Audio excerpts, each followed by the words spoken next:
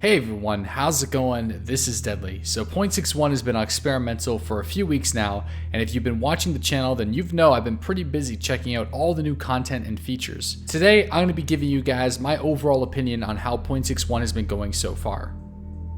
Let's begin with discussing PvE elements. Since my last 0.61 PvE video, the wolves have gotten noticeably more difficult to encounter.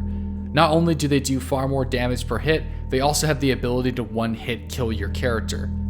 Wolves are by far the strongest and most fearsome PvE element in the game thus far, and some wolves can take up to 2 Mosin shots to kill. And you need to make sure that you kill their leader with a few additional wolves to drive them off. This typically happens after 3 or 4 wolf kills. There has also been some theories that wolves are potentially attracted to fires. I was recently out in the wilderness, created a fire to fix my hypothermia, and started to hear howling wolves off in the distance. Then I spotted them. They actually followed me slowly through the woods and then began their charge. It's clear that there's something more going on about how the wolves react with players, and it's going to take some more time and experience before we truly understand all of their mechanics. So far, I love what I see though, and you can't outrun them anymore too. A lot of players simply ran away from them at the early moments of this patch, but that is simply not the case anymore. Alongside the weather, it's nice to have a few additional threats to worry about so far in 0.61. Also, earlier on the channel, I created a discussion video about PvP. Since then, a few things have changed too that I'm hoping that will be resolved before stable release. At the beginning of 0.61, desync was seriously reduced in all areas of the game, including combat. However, over the weeks, player positioning in PvP combat has been questionable at best, and some encounters are starting to feel more similar to 0.60. Although it's still a massive improvement over the typical PvP gameplay, there are still times that are frustrating, and I know that I would have got a kill if it wasn't for the game working against me. I don't want to redact my statement that desync is resolved because it is certainly improved, but there are some notable issues with it that still need to be worked on before stable release.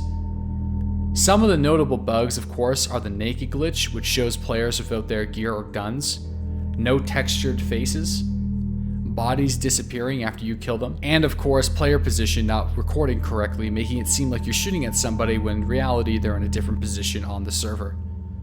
The loot is very similar to 0.60, so there won't be many surprises there. One thing to note is the SKSs are spawning in military camps again en masse, loot on zombies is still functioning correctly, and finding loot in jackets feels great. With the recent introduction of the new military camps, however, it has been more difficult to encounter survivors in the world when it comes to the Deep North. Not as many players are traveling to Tizzy as I expected, and more players seem to be congregating around Staroy, Gorka, Novi, and Stari. But even still, sometimes you won't find anybody there. For the time being, it's still going to take some time for the community to get used to the route changes and for the PvP community to take hold in one specific location.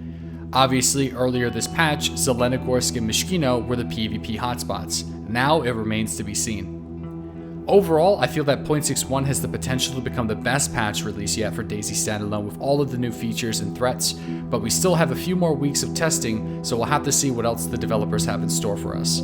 Anyways guys, that's my overall opinion on how 0.61 is going so far. If you guys want to let me know what you guys think in the comment section below, that would be great. And be sure to check out my daily live streams every single morning at 8:30 a.m. Eastern Standard Time.